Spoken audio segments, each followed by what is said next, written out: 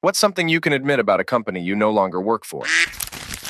Nursing homes are always understaffed and overworked. The worst one I ever saw was 3 caregivers to 72 residents. That's 3 people who are responsible for feeding, toileting, and showering 72 people every day. Mistakes and abuse are incredibly common due to the sheer burnout that is rampant. Imagine being told after a 16-hour shift that you aren't allowed to leave because of abandonment laws, for another 16 hours because someone didn't show up for their shift and doing so while making barely above minimum wage. Ida, because this blew up and I assumed it would get buried.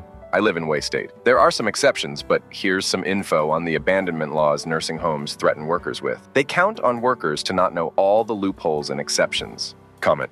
My first job out of high school was as a CNA at a nursing home, and it was awful. Not only being extremely overwhelmed by everyone hitting their call buttons, but literally not having the time to spend with the residents so they didn't feel so alone. Because of that experience, I had 0 issues driving 2 hours one-way 4 times a week to help my mom shower and get ready for bed when she was in a rehab facility for a few months after being sick.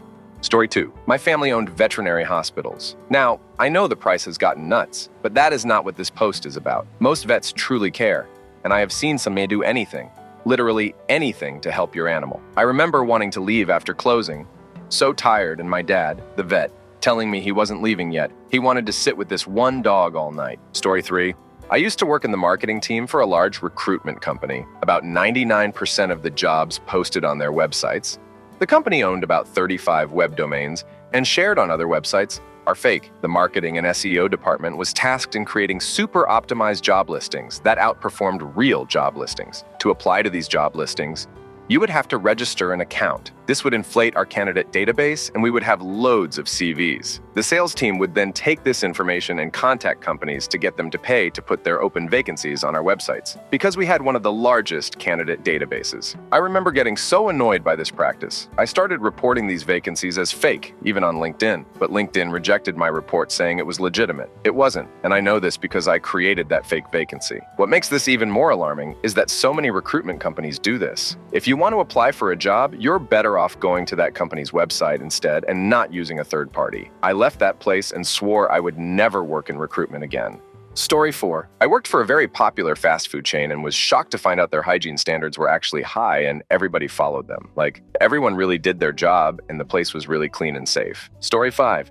Long past NDA. I used to support restaurant POS systems. Every system managed and supported by us had the same admin username and password for the computers, the admin software, back of house, and the credit card processing software. Also, their employee database file on the terminals was an Excel spreadsheet. It had their names, login hash S, addresses, date of birth, phone numbers, social security numbers, etc. And you could mention aforementioned admin username, password to access them. They also outsourced support to a country that hates the US. As I trained them, they reminded me quite often how they don't like the US. Story 6. This was about 20 years ago, but when I worked in a call center at Sprint, our calls would get recorded, and we would receive an email that included a link to where we could review a transcript of our call. This transcript included the 3 pieces of personally identifiable information needed to access someone's account. Well, the email they sent to us used AJ_GetParameterID that was simply a number to reference our transcript. Basically, it would be, if you change the number, you would get someone else's transcript and the 3 pieces of personally identifiable information. I figured that's a pretty big security hole, but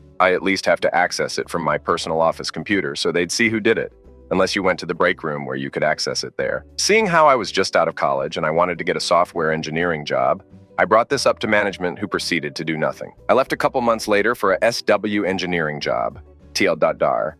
I discovered a massive security flaw in Sprint's call center. Story 7. Stanford University has a database full of everyone that's ever attended the school or ever been treated at their hospitals. With the right access, you can look up anyone in their system and see their employment history, every place they've lived since graduating, and their connections within the larger Stanford community. The best part? There's a section that gives all the tax income information, with an estimate based on equations that say how much the person could realistically donate to the school without negative effect. That way, when they call to fundraise, they know exactly how much to ask for.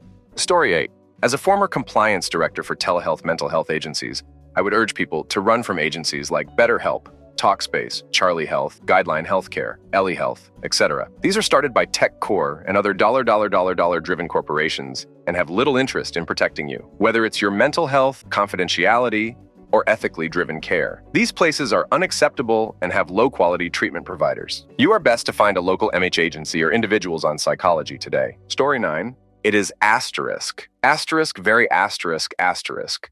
Difficult for I to remove hotels from the portfolio if they are paying their dues and our midlife cycle. They can be a very bad hotels, and there is nothing that can be done except for some rare life-threatening situations. Some hotels have consistently failed asterisk asterisk. Every asterisk asterisk quality evaluation for years, but will remain in the system because at the end of the day, they make money for the company no matter how hard they harm the brand name. Marriott can do it a bit more easily for non-compliant hotels due to the structure of the quality department being through a third party. Story 10.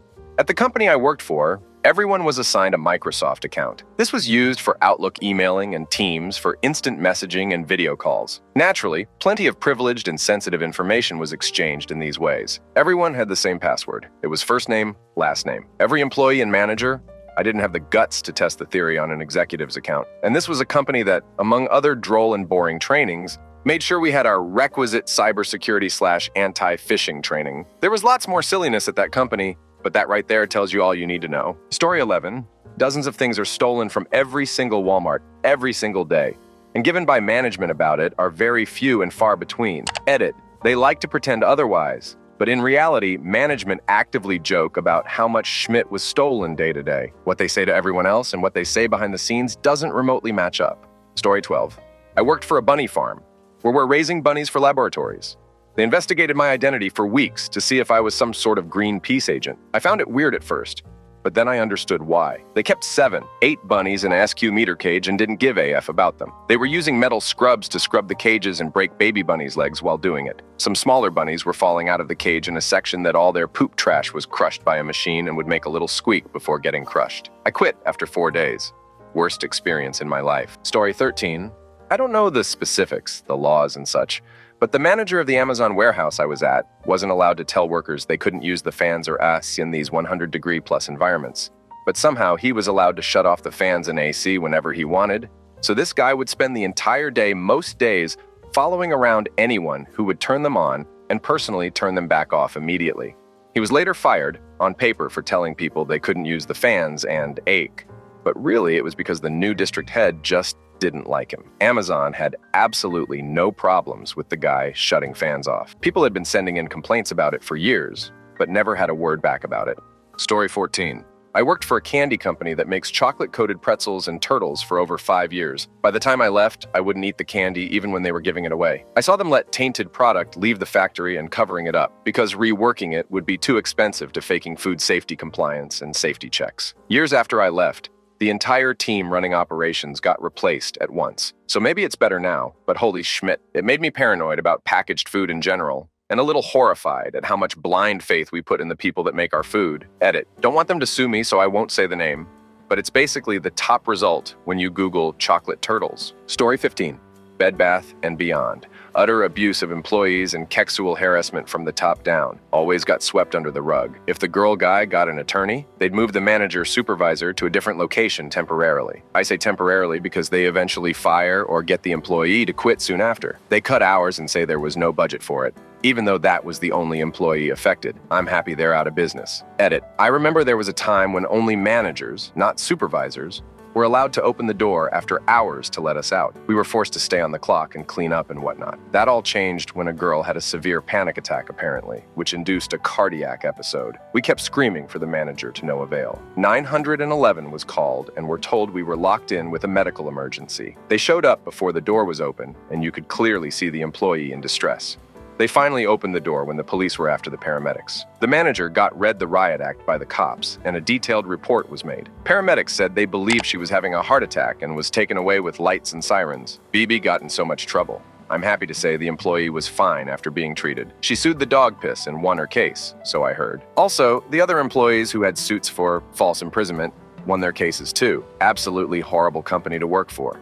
Story 16. Walmart is one of the most predatory, disgusting organizations on the planet. The level of disconnect between its home office executives and the front lines is absurd. They continue to be successful by a lot of goddamned luck and by purely pressuring good people into schmitty situations. Not only are 33% of their workers on federal and state benefits, meaning the money you save by shopping there is spent on taxes subsidizing those people's livelihoods, but they pressure and bully their talent into submission most times. Their policies are absurd and unwavering. They plan on cycling through people. As in, it's intentional. The right people will stay, even if it takes thousands. I was an assistant store manager for them. The biggest headache you have there are the people. And it's absolutely a self-inflicted large-scale problem. When I was front-end manager, cash registers, service desk, people greeters, cash office, it was awful trying to get anything accomplished. For example, front office sent a memo out that said we had to have people greeters at both entrances from 7 a.m. to 11 p.m. 7 days a week. That's 224 hours of people standing around every day. The problem? Who wants to do that? And for $8 an hour. As you're aware, you saw plenty of elderly and handicapped people doing that job. But do you think they worked 40 hours a week? No. They could work 4 hours per day before Social Security benefits would drop. And they will not, and I'm not blaming them at all for it, stay even 1 minute over, because it'll mess up their Social Security for years to come if they go over. Some, or even most I should say, weren't capable of that kind of work anyways. But did home office care? Nope. Your ass better find 40 old people, some of which want to stay until 11 p.m. on a Sunday to cover. It was hard, if not impossible. Plus, you could only schedule people for their regular shifts. So if you had someone call in sick, guess who's covering the door? Yep. Even if you're at home on your day off, that's your business. Get in and run it. I also had a 25-year employee working for me as a cashier. She started when wages were $5.80 an hour, and after 25 years, was always a nickel or a dime over the threshold for cost of living raises. She was making around $12 an hour as a 25-year associate with no benefits. And we were hiring brand new associates off the street for more than that. There were rock stars in every department, and Schmidt heads to go with them. The rock stars got punished with more work, especially covering other areas because the other assistant managers knew that these folks would work hard to help their area if you had call-ins. Unfortunately for those folks, they were few and far between and heavily exploited. The really asterisk smart ones refused promotions. The dumb ones, myself included, let this Schmidt-Hole company talk them into dropping out of college to climb their ladder. I once got asked why I was so high up in that company at such a young age, and I said they kidnapped me out of my 20 SS, lured me right into their van with free candy, and it took me 8 years to escape. Story 17. I've worked for Bank of America and Wells Fargo, and both banks screw over customers constantly, but there is a difference in how and why they do it.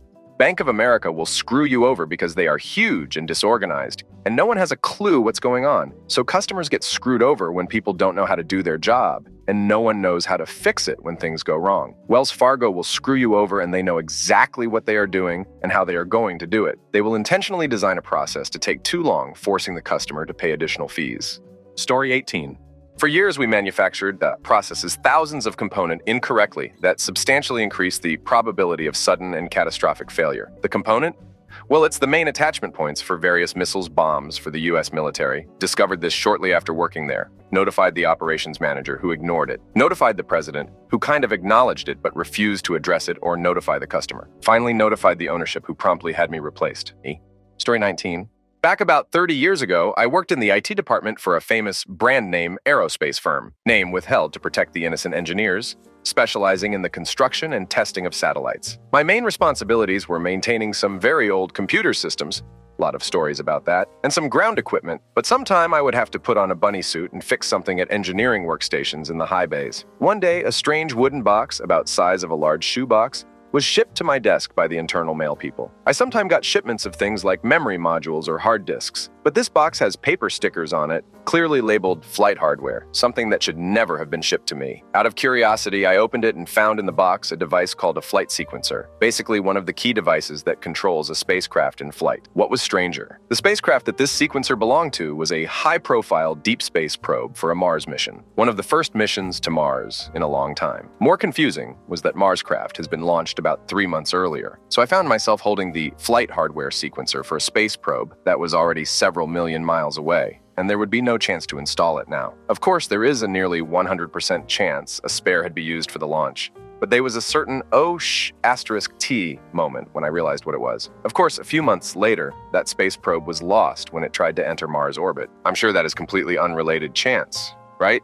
Story 20. Your child's daycare worker is extremely overworked and underpaid. Parents would complain all the time about how much daycare cost. but it's less expensive than a babysitter. I always wanted to ask the complaining parent how much they would charge to watch 13 children they were not related to. I worked in the US. We Liturgy had to have a plan on what we would do if an armed gunman broke in. Story 21. Positive one.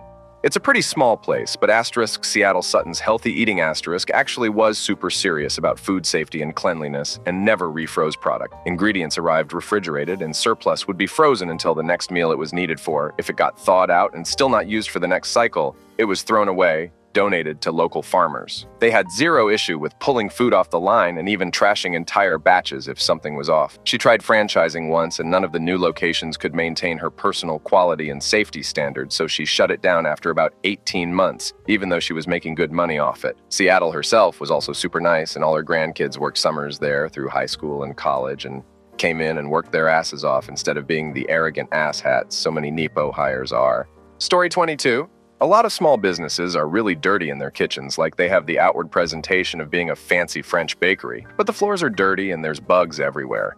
And they're reusing dirty sheet pans from raw product for baked product and spreading frangipane all over things that shouldn't be covered in raw nut butter. But if you try and call that out, you're an idiot and fired. Story 23. A lot of the stuff you donate to Goodwill goes straight into the garbage. No, the clothes aren't washed before going to the sales floor, and most of the items are not cleaned. Please be careful and clean, disinfect if you decide to purchase it. Yes, they are raising prices to give more to the higher-ups while not giving anything to the people actually doing all of the work. Goodwill pays disabled employees significantly less than minimum wage. Most of the nice stuff that you donate is going to e-commerce to be sold at an inflated auction price, and not to a local person who might want it. No, the sales donation associate can't give you a receipt with a cash value for all of the junk that you just threw in the bin. Stop asking. The receipt just shows a rough estimate of what you donated. It's up to you to determine the value of your donation if you're that much of a tax rat. No, you can't sell anything to Goodwill. That's not what the word donation means. Yes, this underscore is all somehow legal. Story 24. Almost every president, CEO or CFO I worked for was an egomaniac who was cheating on his wife, usually with an employee that works for them, and were compulsive liars. In one specific company, the CEO was sued several times by former employees for sexual harassment, but kept doing it anyways. And the CFO lied about the company financial status to lay off about 70 employees, when in actuality, all they wanted to do was more than double his and the CEO's salaries.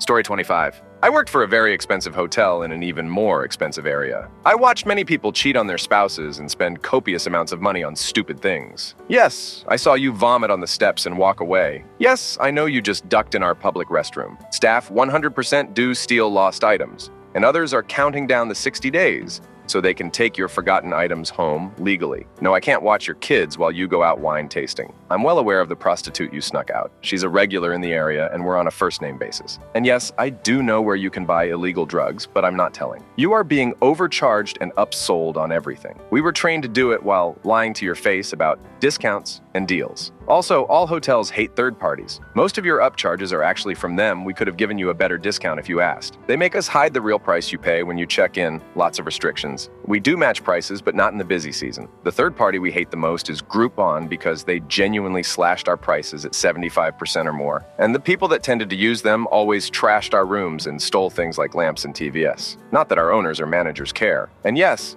the staff is extremely underpaid for the jobs they do when the company is more than capable of paying them more. Story 26. I work for a very large healthcare company.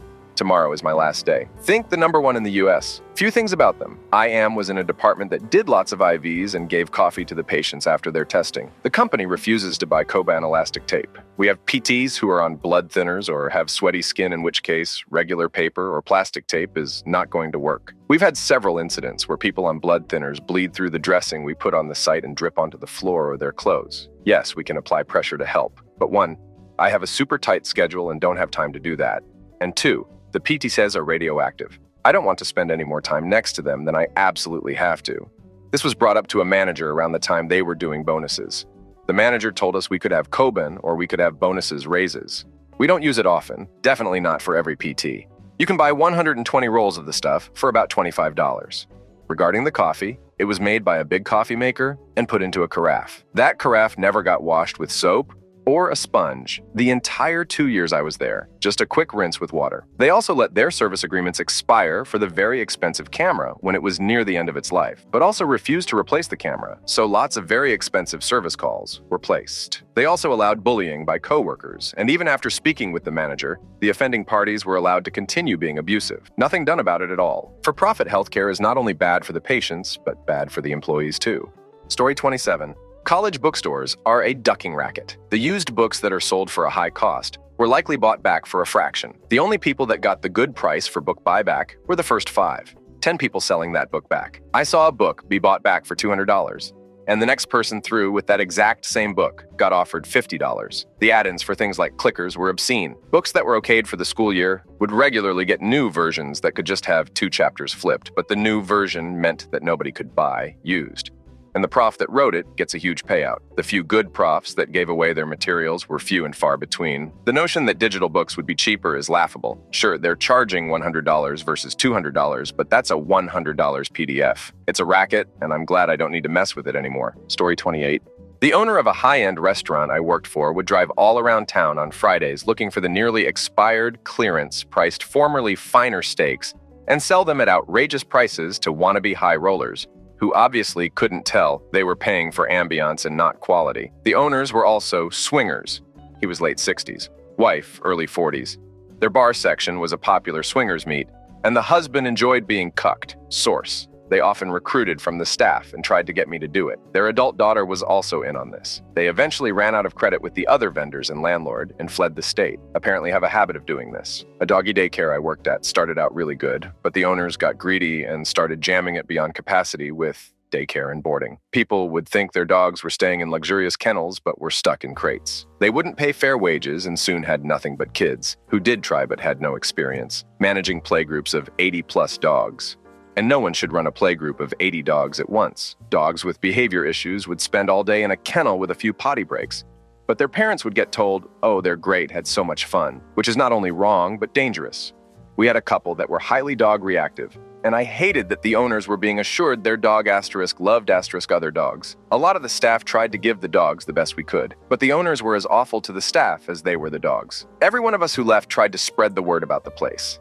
But what they were doing is just schmitty business, not illegal. Eventually, they did have a really bad dog fight, and their reputation took a public hit. Finally, the owner's mistreatment of staff caught up to them, and they got hammered by the state, had to pay a huge settlement, and sold. A pizzeria I worked at in my early 20s that was staffed by a bunch of punk rockers once got a rush order for a dozen pizzas for white supremacist douchebag Phil Anselmo. Story 29.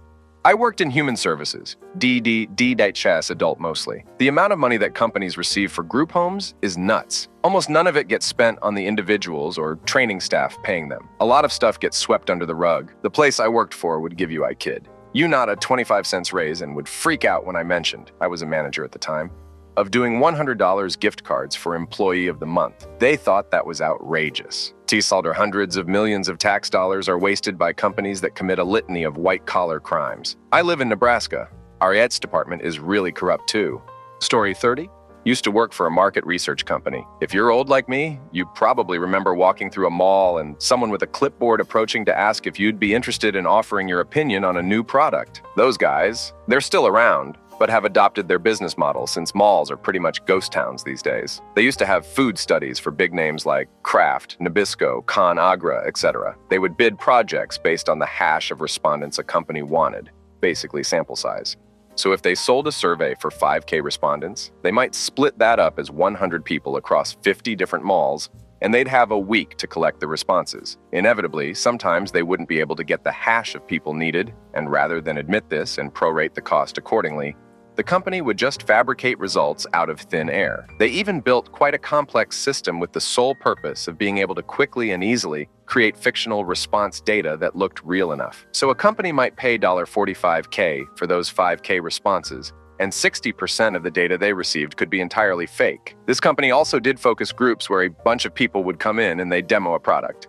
It could be anything from a fragrance to a food to a laundry detergent. Sometimes they'd have trouble getting people, so half the people in the room would be employees, friends of employees, or employee family members. They were instructed to act like they didn't know each other to deceive the client. It was overall a crazy, toxic work environment, my first job out of college, and I'm glad I ended up getting fired for refusing to do some of the sketchy stuff they asked of us. Story 31. Let's put it this way. Years ago, I was bragging to a cab driver about a new job I had just gotten. When he asked about the company, I told him it was a family business. He replied, "You're screwed." He was right. Story 32. Alcohol companies stay afloat because of alcoholics. Our research showed that almost 90% of the alcohol we sold was being consumed by about 12% of our consumers. It was talked about in meetings along with comments like, "We're just selling poison. The industry is as evil as the tobacco industry. They just have so much money in lobbying that they're not thwarted by regulation nearly as much." Story 33. In the 70s, we had Arthur Treacher's Fish and Chips. In the USA, and I, at 16, had to sign an NDA stating I wouldn't reveal the secret ingredient. It was peanut oil. Boy, I hope the statute of limitations is in effect.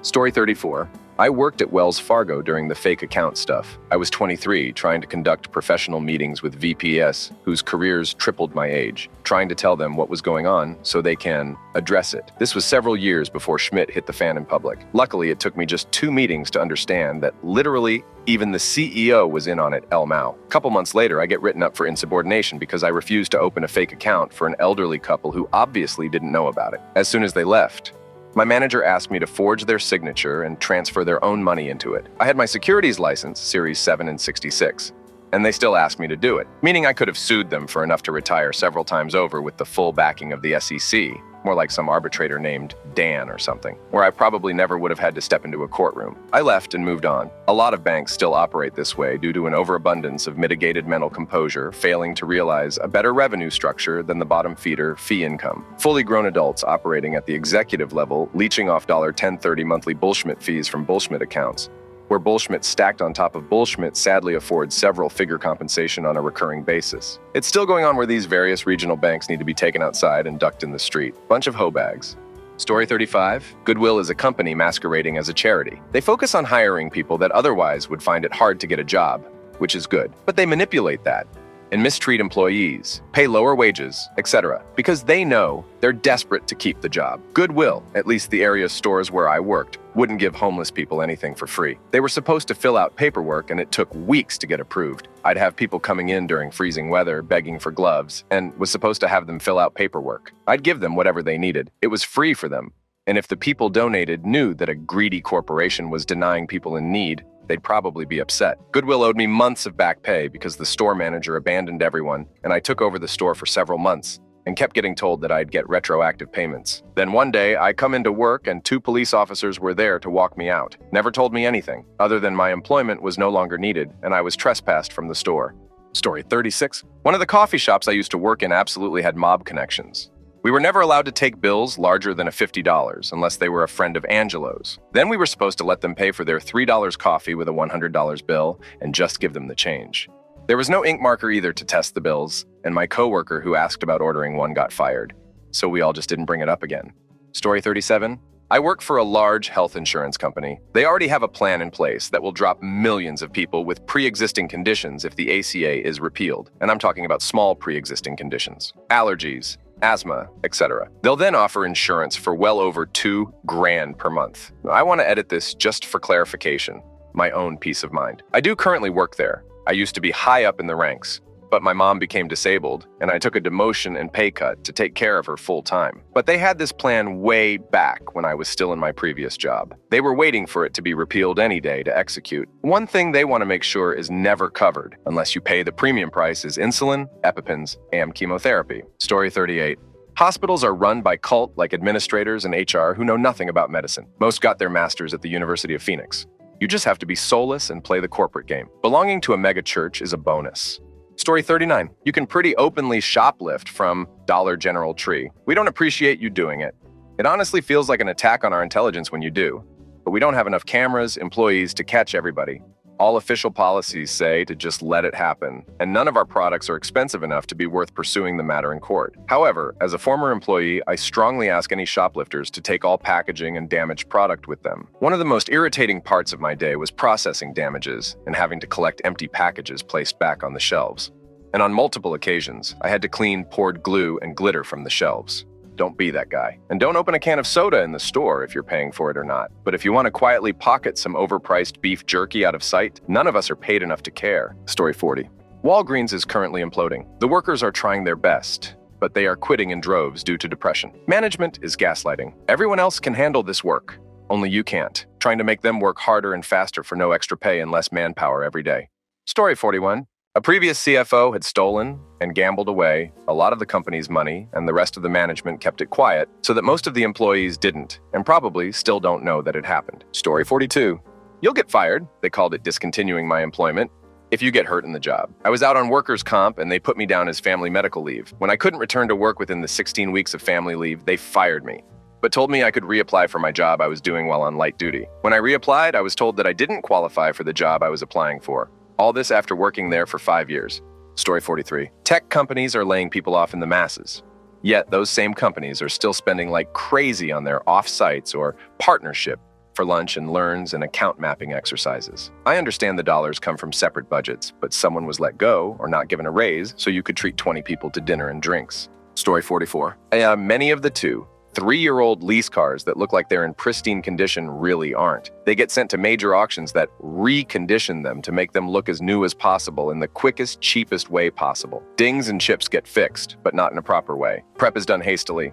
Paint may flake off in 1, 2 years. Parts like trim and handles are masked off instead of removed, much like a Mako job, etc. It just has to look pristine rolling across the auction block and sitting on the used dealer's lot. After that, it's the buyer's problem. It's also while some frequently blame manufacturers for absolute Schmidt finishes on slightly used cars, there's many on the road that it's caused by an auction's refinishing process. Story 45.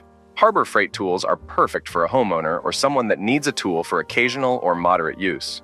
But if you use it often or need it for work, get the premium stuff, or go with Ryobi or another big box brand. About 90% of everything there is fine and is made in the same factories in China, and a lot of it is a copy of another brand. Story 46. Starbucks is charging you an absurd amount of money for convenience and sugar. Absurd. I know it's not exactly a secret, but I don't think people really understand how much of that drink is just milk. It's just milk. Put double the amount of flavored creamer you normally would in some cold brew you buy from the grocery store, and you'll still save a boatload of money.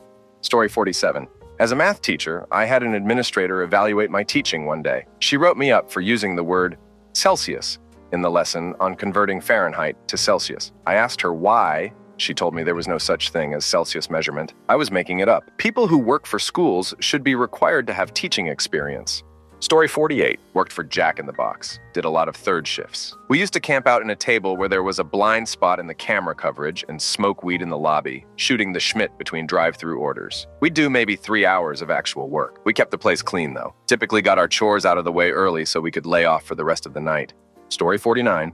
Worked at Pizza Hut as a driver back in 1997. Came in and worked inside for a few hours, cutting pizza and noticed the breadsticks looked dark, but didn't think anything of it. Later, walked back by the cook and saw she had been spraying them with chrome cleaner instead of spray butter. Similar size cans, similar label. Everyone that ate at the buffet that day ate chrome cleaner. Story 50. I used to work for a mortgage company during peak COVID, and it's astronomically alarming that loan officers / processors / originators have so much detailed information about you, and they're completely carefree about it. Imagine sending your most sensitive information, SN, income, address, phone, email, company you work for, etc., to a loan processor who is working from home at Starbucks and just freely leaves their laptop there in the open for everyone to see. We had one call in and tell us he left his laptop at a coffee place 2 days pre-war. Completely left it there unlocked. He couldn't comprehend the urgency until we had to notify every customer of his that their information may have been compromised. We had to get our insurance involved and also had to purchase credit monitoring for everyone. The scary part is, this happens more than you think. Just think about how dumb your average person is when it comes to technology, and then just think about what kind of data they work with. Story 51. OSHA safety guidelines are apparently more suggestive than required. I reported multiple violations on a construction site, and they didn't show up till the building was finished, and even then had no idea of any of the reports I had made. Story 52. I worked for Apple in AppleCare Worldwide, based out of the US, as essentially a tier 3 or 4 tech support, depending what the issue was. Most of my customers were businesses, celebs, politicians, etc., or escalations for T2/3 who needed support from Apple's engineering team. At least 5% of the tickets I handled per week were people who would never have access to their Appleid ever again, functionally bricking their devices as well. Of those, 90% were due to an Apple issue. Once it happened to a prime minister of a European nation, and once to a company with over 1,000 devices. all using a domain-controlled, Apple-deployed Appleid management server. Also, the prevalent data breaches that got reported and ignored was horrifying. I'll never own an Apple product. Story 53. Target Corporation likes to seem politically progressive, but when I was hired fresh out of high school, the first thing they showed us was a training video that had a whole section dedicated to why unionization would be bad. Story 54. An intelligence agency within a powerful government asked me to steal a report for them that was going to accuse them of assassinating Patrice Lumumba. Said no. At the same job, I also caught a high-ranking diplomat from a different powerful government steal papers from our printer. Reported him. Lastly, a minister from a Gulf state tried to give me a Cartier watch and my boss a Rolex. We gave them back. I worked at the UN. Story 55. Used to work in college admissions in the US. This is technically not a secret, but it isn't advertised either. Most colleges and universities in the US are not need blind, meaning they take your financial status into consideration when choosing to admit or reject you. They will spin this as, we give scholarships to those who need them, which is true for a very small amount of students, but much more common is they will admit a student who can pay full tuition over a student who can't. Story 56. Bojangles came to Ohio and I helped manage the second one to ever come here. Do not eat there. My boss's boss told me to cook outdated chicken because it didn't smell too bad after being forgotten on a FIFO rack. I quit shortly after. They have no idea how to train people to handle raw chicken. This place was brand new. No excuse. Story 57. Intel does not treat its contractors nicely. Green badges are looked down on, not allowed to have any of the free amenities, parking a city block away while our parking was being converted despite there being an open blue badge lot right there, being forced to come into work at the height of COVID, no masks or gloves unless we brought them, going through systems returned by employees with COVID with no cool down period. Hopefully they've improved since I worked there. And if it needs to be said, it was me who ratted them out to OSHA and got them in big trouble. OSHA did not around. It was fantastic. Story 58. The doctors and dentists who decide what does and what doesn't get approved by health insurance companies are often those who couldn't make it at private practice. And they often have the personality of a horse's ass. Story 59. Used to work for one of those appliance and furniture leasing companies. I can tell you a few things. First, if they say new, make them bring it in the factory packaging. More than once, I saw stuff that had been on the showroom or in someone's house for a short period of time sent out as new. Second, don't buy mattresses from those kinds of places. I don't even want to talk about the schmidt I've seen happen on them. Third, way more times than I can count. I saw delinquent accounts suddenly caught up after an after-hours meeting with the GM. It's a gross, predatory industry. Don't support it. Story 60. About 70% of the time, your medical bill has an inaccuracy that will benefit either the hospital, insurance company, or both. Hospitals have revenue recovery services that will ensure they get the correct amount from the insurance company. You as a patient do not, and intentionally. So, none of the companies that hospitals use will ever serve patients directly to ensure accurate billing. It's extremely hard to discover these errors or even argue about them, as most require audits from experienced medical coders to notice. But healthcare costs would intrinsically be cheaper for most people if they could get billed accurately. Story 61. A Burger King in France, I insist asterisk very much asterisk, is very good. Used to work for their infrastructure, they failed at least once to enter the market. They bought the biggest competitor of McDonald's in France. Understood that they were not going to get the market on a mundane offer, and went absolutely all in on quality for a fast food chain. There's some very talented guys there who know what they're doing, and it shows from top to bottom. I find BK disgusting in all other countries. Story 62. In that movie theater soda, you're charged $5, $7 for costs less than 50 cents to provide. Cup, lid, straw, soda. They make their profits from concessions, mostly soda. And that butter isn't butter. It's colorized, flavor-enhanced oil. It's nasty. Story 63. Moving companies will absolutely rob you. Do you, as a customer, know if the movers used 5 boxes or 15, 2 rolls of shrink wrap, or 20? No, of course not. So they'll overcharge you for materials used and you can't prove it. This can result in hundreds of dollars more for the move. Story 64. Small entrepreneurs are difficult even if they are nice people. Worried about you taking too much initiative, they feel threatened or out of control. At the same time, wondering why you aren't devoting your life 24/7 to their dream, doing 20 different jobs because they can't afford to hire people to fill all those jobs. It's a constant tightrope walking of ego. Story 65. Chain restaurant I worked at didn't clean their ice cream scoops or knives they used for cheesecake with soap. They were just rinsed with water. I was told by a coworker that if they were sent to the kitchen at the end of the day to be run through the dishwasher, we'd never get them back. Story 66. I used to work at urgent care, and they will see you even if they 10,000% know they will send you to the ER. But because the provider saw you, they will still charge a visit and copay for the encounter, even if they look at you for 30 seconds and send you to the ER after. Story 67. We supported 1,000 plus businesses' office phone systems, and they all use the same password for their admin access to their systems in Excel. No matter how fancy your tech systems are, your boss just wants a half-decent Excel sheet to keep track of everything.